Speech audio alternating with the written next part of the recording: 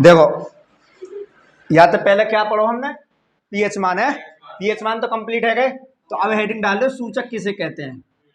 यानी सूचक क्या है, यानी वे पदार्थ जो विभिन्न पदार्थों को अम्लीय तथा क्षारीय की प्रकृति के रूप में व्यक्त करते हैं या बताते हैं, वे क्या कहलाम है, सूचक कहलाम है। जैसे लिटमस पेपर, जैसे लिटमस पेपर है, यदि तुम अम्ल की पहचान करवाओगे तो अम्ल क्या करे, वो नीले लिटमस पेपर क्या कर दे, लाल, तो वो अम्ल की पहचान बता दे, तो सूचक के रूप में क्या आएगा, लिटमस पेपर, लिटमस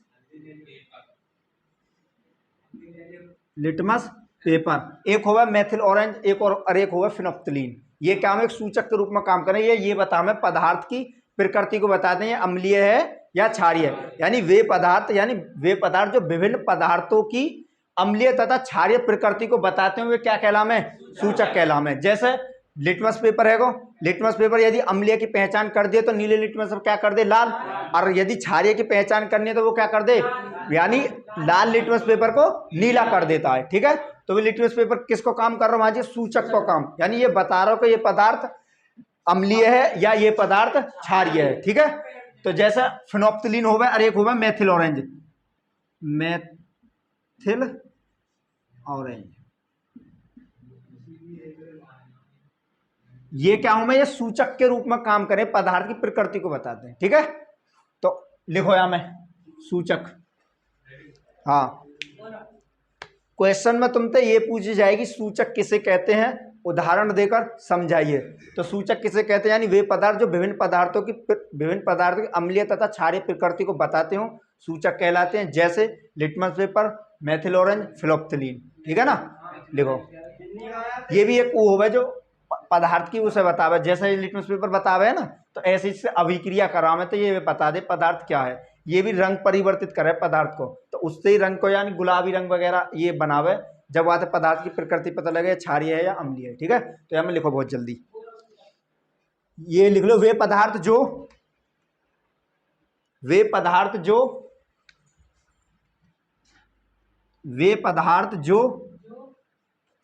विभिन्न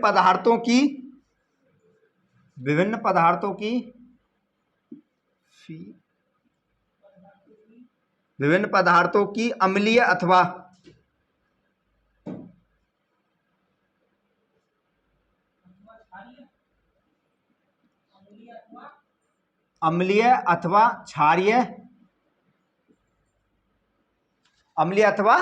क्षारीय प्रकृति को या प्रकृति के संबंध में सूचना देते हैं।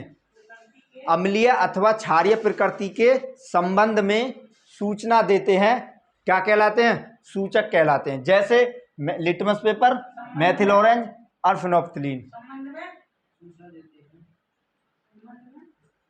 संबंध में सूचना देते हैं, फिनोप्थलीन कहलाते हैं, सॉरी सूचक कहलाते हैं। ठीक है,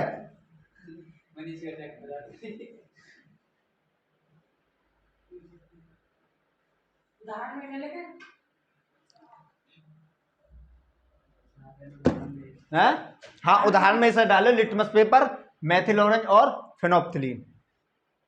ठीक है,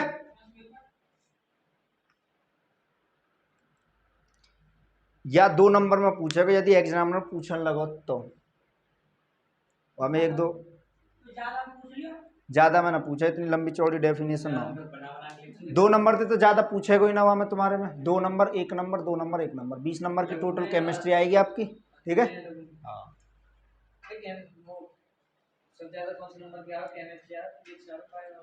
केमिस्ट्री आपकी 20 नंबर की आएगी, बायो आएगी 25 की और फिजिक्स आएगी 70 को पेपर होगा तुम्हारा।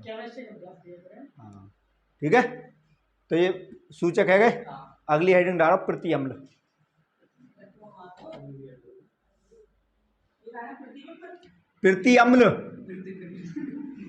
प्रति अम्ल किसे कहते हैं,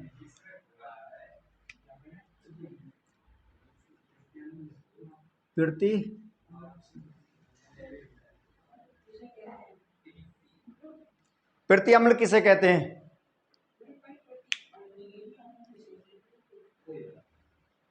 प्रति अम्ल आपने देखी होगी कभी कभार तो गैस बने तो इनो को उपयोग करें, वो प्रति अम्ल कोई काम करे। यानी किसी व्यक्ति को अम्ल यानी अम्लता से पीड़ित व्यक्तियों को औषधि के रूप में दिए जाने वाला पदार्थ क्या कहलावे? प्रति अम्ल कहलावे। क्या? अम्लता से पीड़ित व्यक्ति को औषधि के रूप में दिए जाने वाला पदार्थ प्रति अम्ल कहलाता है। जैसे इनो है गई, और जैसे एल्युमिनियम ऑक्साइड है गई, एल्युमिनियम हाइड्रोक्साइड, और जैसे मैग्नीशियम हाइड्रोक्साइड हो गई, जैसे AlGOH2। ठीक है। अरे एक है वो मैग्नीशियम हाइड्रोक्साइड,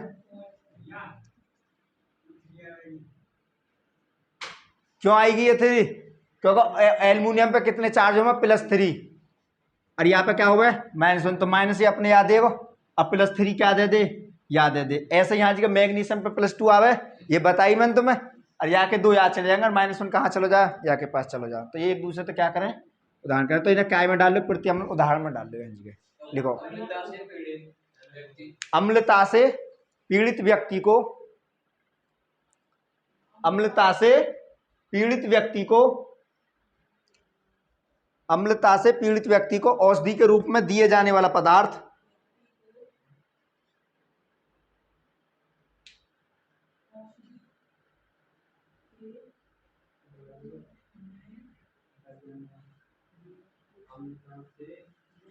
अम्लता से पीड़ित व्यक्ति को औषधि के रूप में दिए जाने वाला पदार्थ प्रति अम्ल कहलाता है। औषधि के रूप में दिए जाने वाला पदार्थ प्रति अम्ल कहलाता है।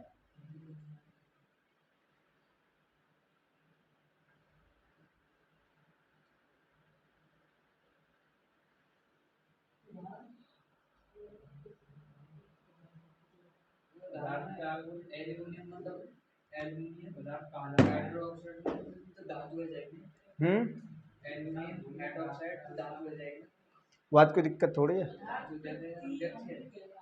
ये तो एक पदार्थ बनेगा औषधि के रूप में। ये तुम्हारी दवाई हूं मैं, या में एक ही चीज थोड़ी रहे, सब चीज रहे, धातु भी रहे, अधातु भी रहे, क्षारीय वगैरह प्रकृति की भी रहे। एल्युमिनियम हाइड्रोक्साइड ये किसके रूप में आएगा? प्रति अम्ल के रूप में आएगा। वहां पर इनो पे लिखी रहे थे, इनो ये हो, ये या इनो ही बोले इसे। ठीक है, हाँ, उस पर देखना किसी दिन, गौर करके लिखी रहे यही चीज, मैग्नीशियम हाइड्रोक्साइड। तो प्रति अम्ल क्या आएगा? यानी अम्लता से पीड़ित व्यक्ति को औषधि के रूप में दिए जाने वाला पदार्थ क्या कहलाता है? प्रति अम्ल कहलाता है। जैसे एल्युमिनियम हाइड्रोक्साइड, मैग्नीशियम हाइड्रोक्साइड इत्यादि। ठीक है। उसके बाद हेडिंग डाल लो प्रबल अम्ल।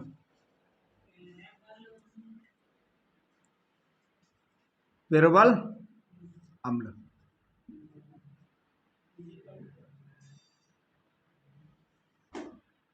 प्रबल अम्ल देखो क्या हूं मैं,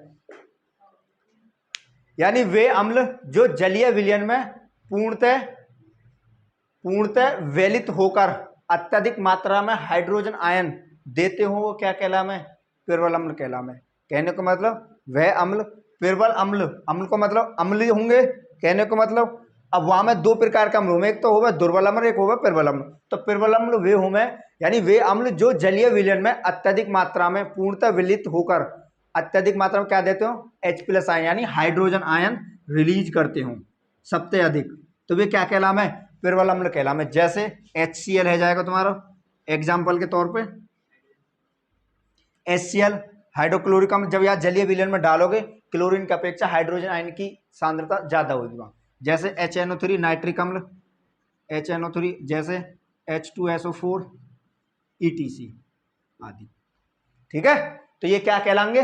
प्रबल अम्ल। यानी वैसे अम्ल जो किसी यानी जलीय विलयन में पूर्णतः विलित होकर अत्यधिक मात्रा में H+ आयन देते हो। क्या देते हो? यानी H+ आयन को मतलब क्या आ जाएगा? हाइड्रोजन आयन देते हो, तो क्या कहलावे? प्रबल अम्ल कहलावे। जैसे HCl हाइड्रोक्लोरिक अम्ल, HNO3 नाइट्रिक अम्ल है, दुर्बल अम्ल में आ जाएंगे। वो अभी बताएंगे, अगला टॉपिक वही है। ठीक है। H2SO4 सल्फ्यूरिक अम्ल, ये क्या हूं मैं? ये प्रबल अम्ल हूं मैं। ये जब जलीय विलयन तक क्रिया करेंगे तो अत्यधिक मात्रा में H+ ion hydrogen ion release कर रहे हैं। ठीक है, दूसरे तत्वों की अपेक्षा। तो प्रबल अम्ल क्या हूं मैं? लिख लो, वे अम्ल जो अपने जलीय विलयन में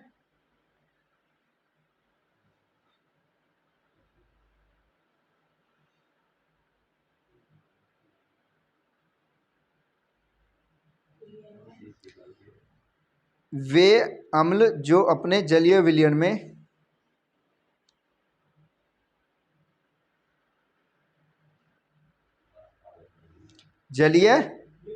में पूर्णतः आयनित होकर, पूर्णतः आयनित को मतलब विलय होकर, पूर्णतः आयनित होकर, आयनित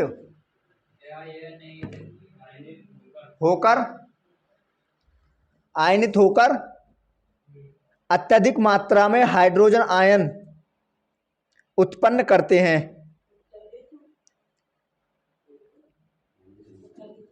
अत्यधिक मात्रा में हाइड्रोजन आयन, या एक और डाल दियो हाइड्रोनियम आयन,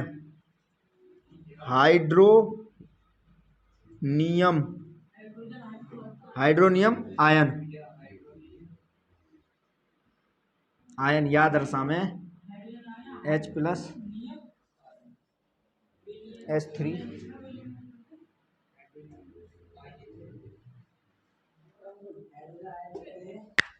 हाँ,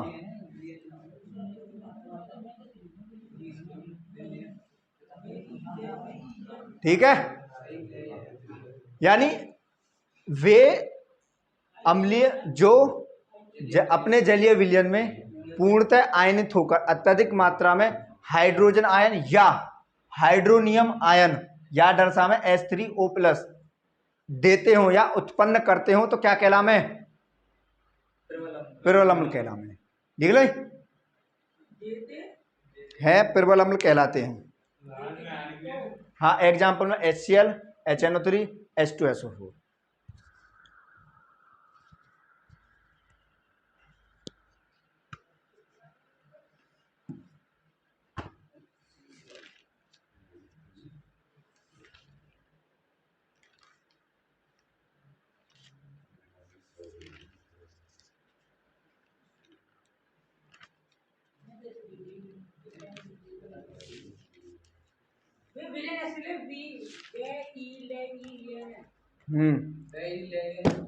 विलियन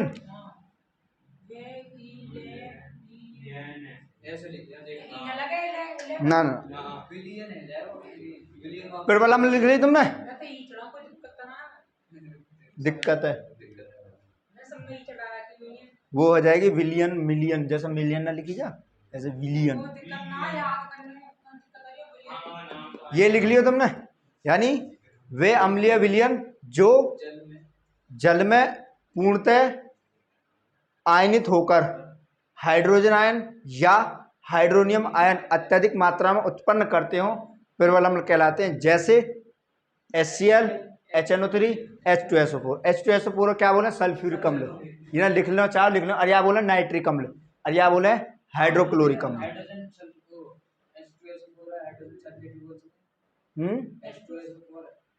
हाँ, वो वैसे रासायनिक नाम है जाएगा, मेटामेस है?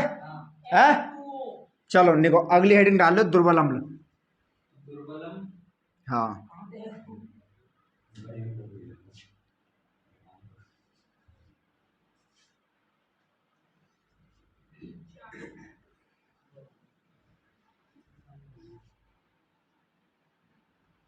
दुर्बल अम्ल।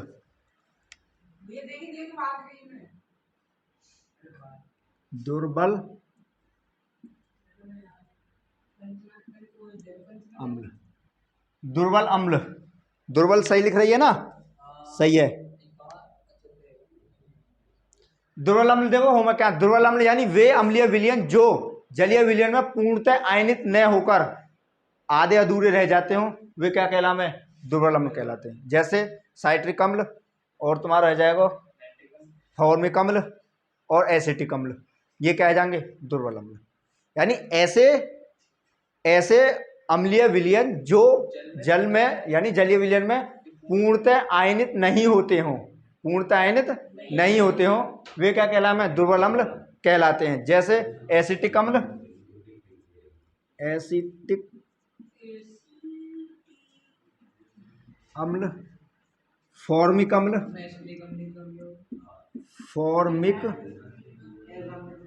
फॉर्मिक अम्ल, जैसे और है जाएगा तुम्हारे एसिटिक अम्ल हैगा और हैगे तुम्हारे फॉर्मिक अम्ल, और डाल लो साइट्रिक अम्ल, साइट्रिक अम्ल, साइट्रिक अम्ल।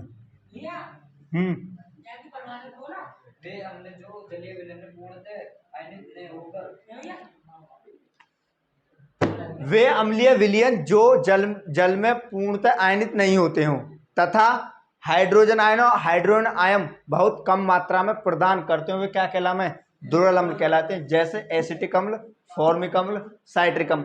एसिटिक अम्ल पता क्या हुआ है, जब चींटी काट जावे तुम्हारे वो ददुरा से बना दे ना, वो अपना एसिटिक अम्ल छोड़े जिसकी वजह से वो बने। आई समझ आई? हाँ, दुर्बल अम्ल वो लिखो, फॉर्मिक अम्ल,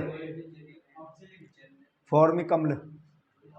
देखो, वे अम्ल जो जलीय विलयन में पूर्णतः आयनित नहीं होते, जो हाँ अपने बात एक कोई दिक्कत नहीं। वे अम्ल जो अपने जलीय विलयन में पूर्णतः आयनित नहीं होते, वे अम्ल जो अपने जलीय विलयन में पूर्णतः आयनित नहीं होते, देख लिए, पूर्णतः आयनित नहीं होते तथा पूर्णतः आयनित नहीं होते तथा हाइड्रोजन आयन या हाइड्रोजन आयन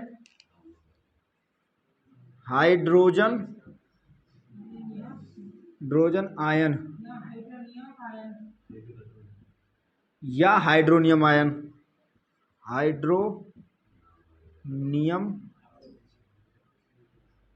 आयन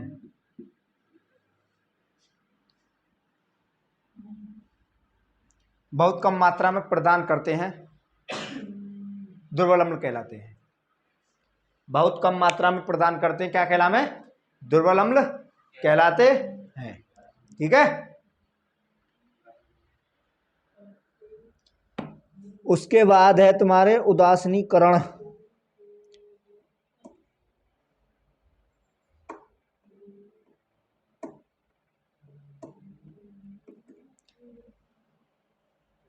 उदासीनीकरण अभिक्रिया।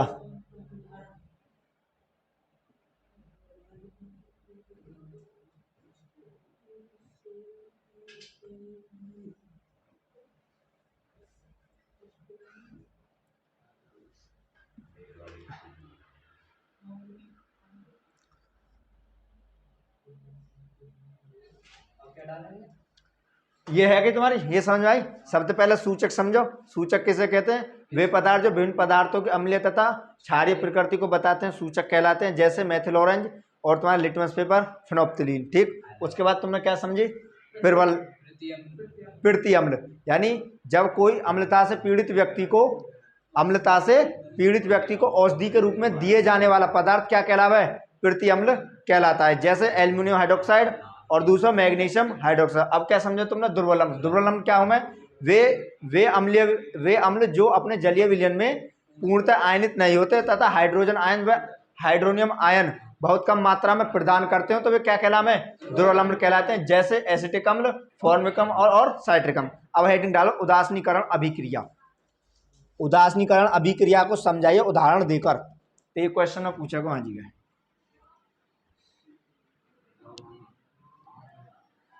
उदासीनीकरण अभिक्रिया।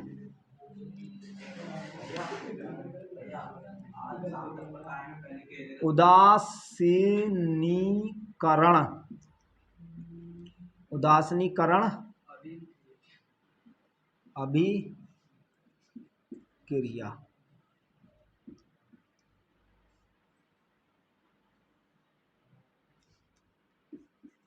उदासीनीकरण अभिक्रिया। उदासीनीकरण अभिक्रिया, उदासीनी अभिकरण, हाँ सही लिखिए। उदासीनीकरण अभिक्रिया क्या हूं मैं? जब अम्ल तथा क्षार आपस में मिलकर लवण तथा जल का निर्माण करते हैं, तो उस अभिक्रिया को क्या कहते हैं? उदासीनी अभिकरण क्या कहते हैं? वैसे जब अम्ल तथा क्षार मिलकर एक लवण तथा जल के अणुओं का निर्माण करते हैं, जल के अणु कितने भी हो सके उसमें, ठीक है, निर्माण करते हैं, जिसके फलस्वरूप जो अभिक्रिया होगा वो क्या कहलावा है, उदासीनीकरण अभिक्रिया कहलाती है। अम्ल तथा क्षार आपस में, अम्ल अम्ल ले लो, कोई भी HCl अम्ल है को, क्षार क्या है जावे, KOH ले लो, या फिर मान के चलो तुमने ये ना ले और कोई ले, कोई मान के चलो तुमने ले ले HCl के साथ, हम वो सही ले लियो, HCl के साथ NaOH ले लियो तुमने, मान के चलो यहाँ जगह, ठीक। यहाँ की अभिक्रिया कराओगे, हमने क्या बताई, अम्ल तथा क्षार मिलकर लवण तथा जल का निर्माण करते तो क्या कहलावे, उदासीनीकरण अभिक्रिया कहलावे। तो Cl तो माइनस, ये प्लस, ये पॉजिटिव, ये माइनस, तो प्लस वाला किसके साथ जाएगा, माइनस वाला प्लस के साथ। तो ये क्या बना देंगे, KCl तो बाहर लिखा जाएगा KCl, अब प्लस के क्या लिखा जाएगा, H2। हमने क्या बताई, जो लवण तथा जल प्रदान करते हो क्या कहलावे, उदासीनीकरण अभिक्रिया कहलावे। जैसे KCl लवण की पहचान क्या है, जो ना तो H+ आयन देते हो और ना ही OH- आयन देते हो। H+ आयन दिखाई दे रहा है इसमें, ना दिखाई दे रहा, OH- ना दिखा, तो ये क्या है जाएगा, लवण। और ये क्या है जाएगा, जल जल जल। तो कहने को मतलब क्या है, उदासीनीकरण अभिक्रिया जब अम्ल तथा क्षार आपस में मिलते हैं तो लवण तथा जल का निर्माण करते हैं, तो उस अभिक्रिया को उदासीनीकरण अभिक्रिया कहते हैं। जैसे अब यहाँ HCl लियो तुमने आज के, अब यहाँ कर दोगे तो ये तो माइनस आएगा, ये पॉजिटिव, ये माइनस, ये पॉजिटिव, पॉजिटिव 12 नेगेटिव के साथ और नेगेटिव 12 पॉजिटिव के साथ, तो NaCl मिल जाएगा, NaCl और प्लस के ये क्या बना देगा, जल, H2O। NaCl क्या होगा, नमक, H+ आयन दिखाई दे रहा हो ना दिखाई, OH- आयन दिखाई दे रहा हो, तो ये क्या है लवण, ये क्या है जल, तो ये क्या है यहाँ जगह लवण, ये क्या है जाएगा जल, ये क्या है उदासीनीकरण अभिक्रिया है, यही 2 नंबर में पूछी जावे। 22 देखो, जब अम्ल तथा क्षार, जब अम्ल तथा क्षार परस्पर क्रिया करते हैं, अम्ल तथा क्षार परस्पर क्रिया करते हैं,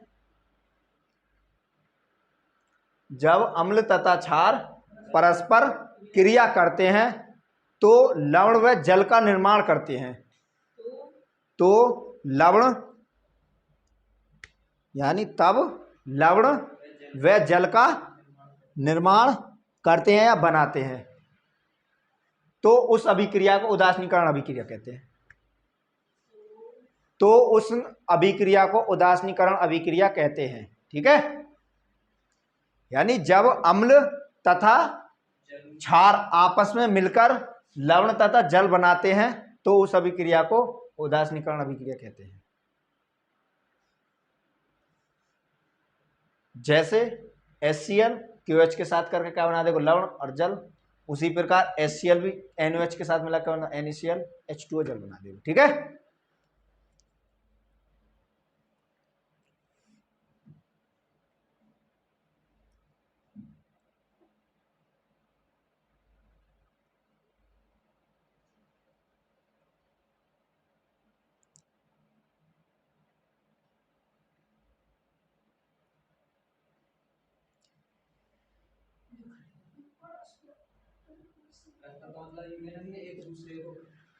हाँ, एक दूसरे के साथ आपस में,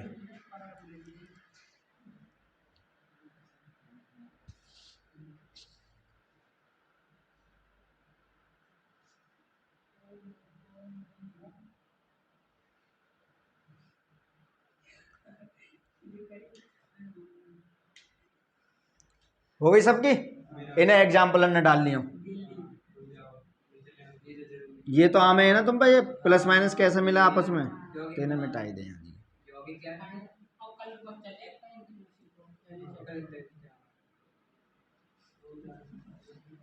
ये KOH क्या है, potassium hydroxide, NaOH sodium hydroxide, HCl hydrochloric अम्ल, ये भी हाइड्रोक्लोरिक अम्ल,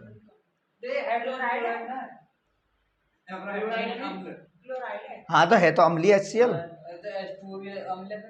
हाँ सल्फ्यूरिक अम्ल ना बोलो उसे।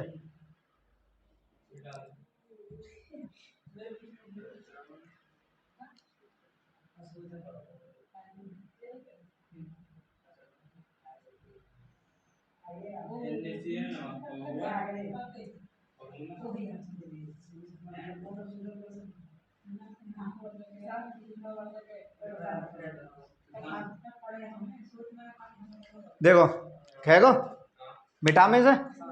तो तुम्हारे पास क्या क्या करा दिया, तो सबसे पहले क्या करा है हमने, सूचक, उसके बाद प्रति अम्ल यानी प्रबल अम्ल, फिर दुर्बल अम्ल, फिर उसके बाद उदासीनीकरण। अब हेडिंग डाल लो।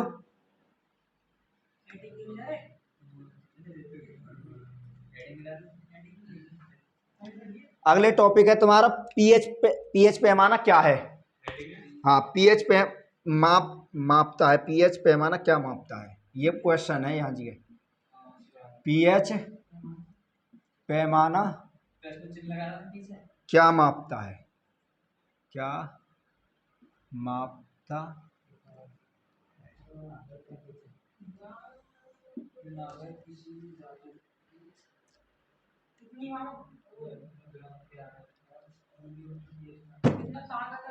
देखो पीएच पैमाना क्या मापता है, क्वेश्चन में तुम तो यही पूछे पीएच पैमाना क्या मापता है। अब ये मत पूछना कि एक्सरसाइज क्वेश्चन। अब मैंने तुम्हें रेडॉक्स अभिक्रिया कराई तो क्वेश्चन क्या है, रेडॉक्स अभिक्रिया किसे कहते हैं वो सब लिखवाया, वियोजन अभिक्रिया किसे कहते हैं वो। अब ऐसे तो लिखवाने की जरूरत ना, वियोजन अभिक्रिया किसे कहते हैं, तो वो सब करवा दियो टॉपिक में, ठीक है। हाँ, क्वेश्चन वही बनेगा, तुम देख उनसे रिलेटेड बेस लगा दो लास्ट में, किसे कहते हैं भाई यही है। तो पीएच पैमाना क्या है इसको समझाइए, इसकी अम्ल क्षार तथा लवण की परास बताइए। अम्ल क्षार व लवण का परास यानी रेंज बताइए कहां से कहां तक रही, ठीक है। तो पीएच पैमाना क्या, पीएच पैमाना किसी विलयन के अम्ल क्षार व लवणता को बताता है। क्या बताता है, अम्ल क्षार व लवणता को बता। किसी भी पीएच पैमाना क्या है, पीएच पैमाना क्या हुआ है, 1 से लेकर कहां तक हुआ, 14 तक। ये 0, 1, 2, 3, 4, 5, 6, 7, 8, 9, 10, 11, 12, 13,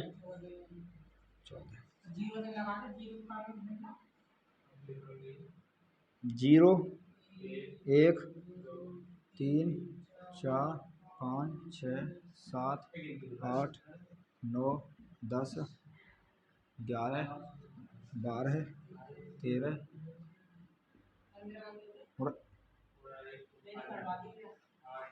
सही है। पीएच पैमाना क्या बताता है, किसी विलयन की अम्लता, क्षारीय व लवणता को बताता था, हाइड्रोजन आयन की सांद्रता को बताता है। विलयन की हाइड्रोजन आयन की सांद्रता को बताता है। सांद्रता कैसे, अम्लीय है, क्षारीय है, अलवणीय है, यही तो बतावा है। तो सबसे पहले एक तो यानी यहां से स्टार्ट करोगे तो ये क्या हुआ, कम 6 तक क्या होगा, अम्लीय। 7 से कम अम्लीय इधर की तरफ, और 8 से ज्यादा की तरफ कैसा है जाएगा, यहां तक ये क्या जाएगा, क्षारीय। ये क्या बताएगा, उदासीन। उदासीन का मतलब लवण। कहने को मतलब 7 से कम अम्लीय, 7 से ज्यादा क्षारीय, ठीक साथ उदासीन यानी लवण है वो, ऐसा ना। शुद्ध जल का पीएच मान 7 हो गए तो शुद्ध जल पीएच मान 7 हो तो ये क्या हुआ, उदासीन। अब एक लवण है H2O। हाँ, तो कहने वाला पीएच पैमाना क्या है, पीएच पैमाना किसी विलयन की अम्लता, क्षारीयता और लवणता की हाइड्रोजन आयन तथा हाइड्रोजन आयन की सांद्रता को बताता है, ठीक है। तो 7 से कम, इसमें नोट डार्क लिखनी पड़ेगी तुम्हें, 7 से कम अम्लीय, 7 से ज्यादा क्षारीय, और ठीक साथ उदासीन यानी लवण, ठीक है। इसमें कुछ लिख लो डेफिनेशन में आप बहुत जल्दी लिखो। पीएच पैमाना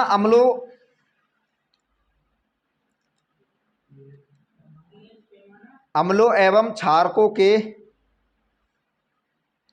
पीएच पैमाना अम्लों एवं क्षारकों के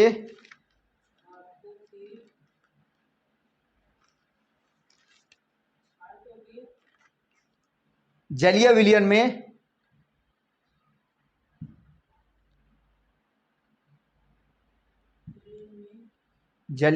में हाइड्रोजन आयन की सांद्रता, जलीय विलयन में हाइड्रोजन आयन की सांद्रता मापने में प्रयुक्त होता है। जलीय विलयन में हाइड्रोजन आयन की सांद्रता मापने में प्रयुक्त होता है। ठीक है, फिर एक लाइन छेक के फिर लिखनी है।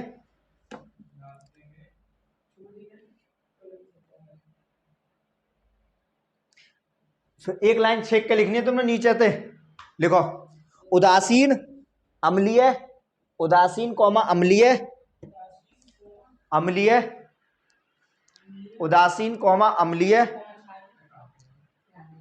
एक लाइन छेकोगे वो वहां तक लिख ली, प्रयुक्त होता है।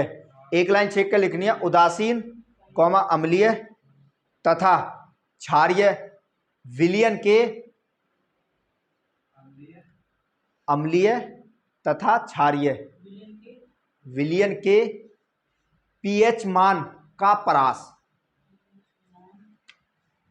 पीएच मान का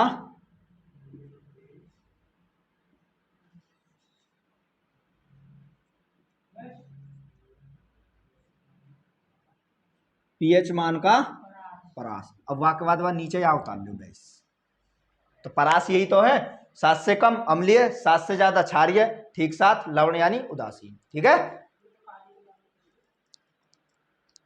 हाँ कैसे कर ले, हाँ इसे उतार लो। उसके बाद फिर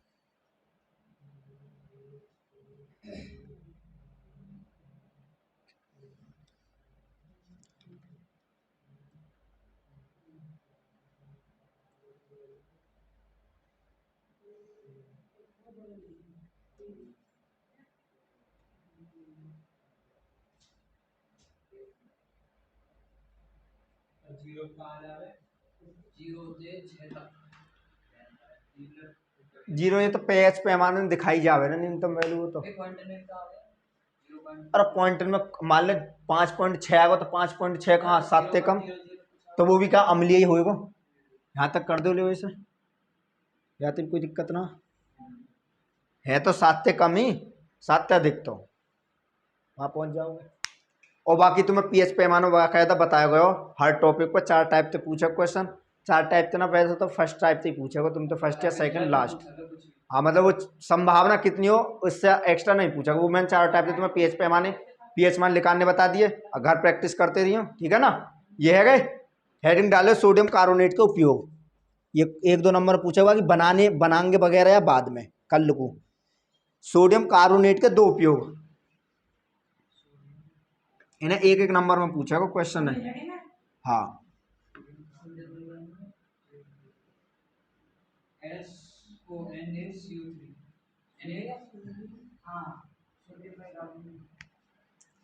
अभी बस जो करवाना है सोडियम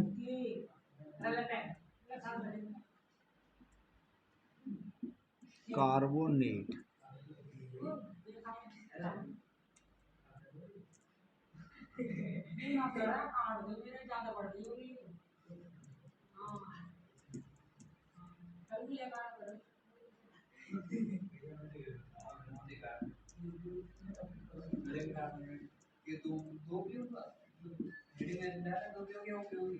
खाली बेस 2 उपयोग। उसके बाद एक और तुम्हारा sodium bicarbonate.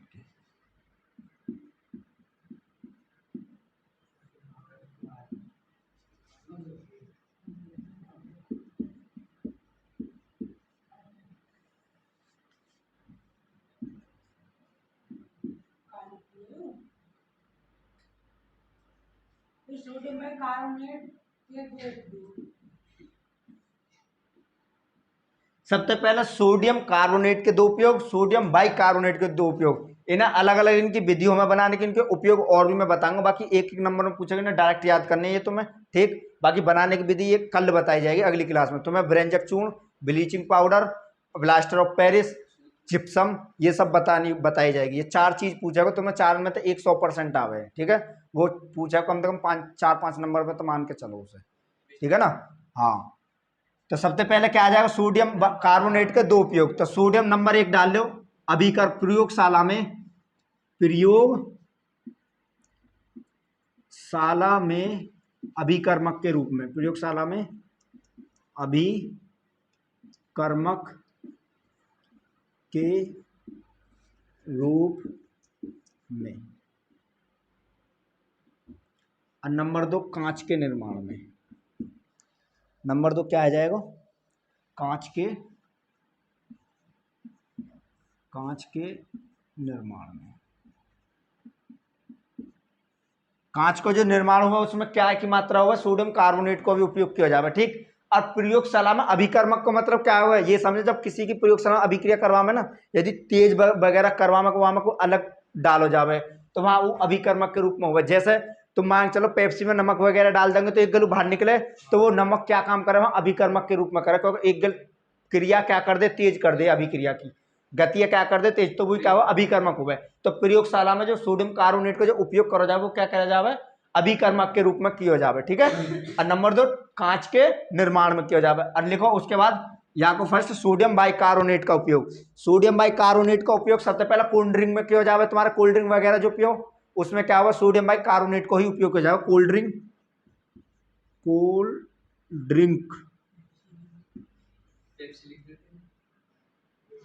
Cold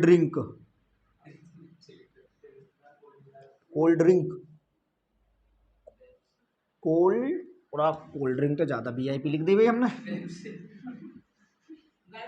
cold drink ऐसा है ये, कोल्ड ड्रिंक के रूप में कोल्ड ड्रिंक है और तुम्हारा soda water, cold drink soda water के रूप में, ठीक है। और नंबर 2 पे डाल लो इसे। नंबर 2 पे है तुम्हारे बेकिंग पाउडर,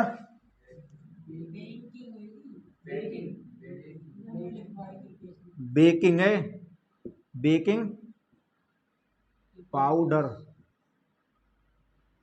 बेकिंग पाउडर व दवाओं के रूप में। बेकिंग पाउडर ना जानो तुम, क्या हो गए,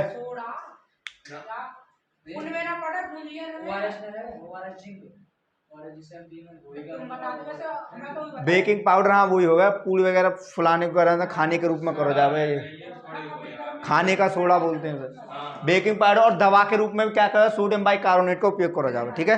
सोडियम बाइकार्बोनेट है, सोडियम हाइड्रोजन कार्बोनेट भी बोलते हैं इसे, ठीक है। और इनके बनाने की विधि वगैरह कल बताई जाएगी। तो मैं टोटल 4 हैं, चारों की चारों बताए जाएंगे। चारों में ये है तुम्हारे नंबर 1 पे आ जाएगा।